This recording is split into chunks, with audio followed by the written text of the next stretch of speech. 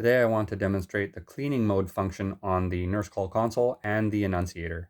The only difference between the nurse call console and the annunciator is the console has a handset, the annunciator just has a plate over it, and everything, all conversations, everything must go through speakerphone.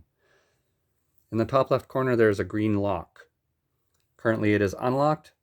If I press that key, now it changes to a red lock, and I have a couple of minutes to wipe the screen. None of these buttons will do anything.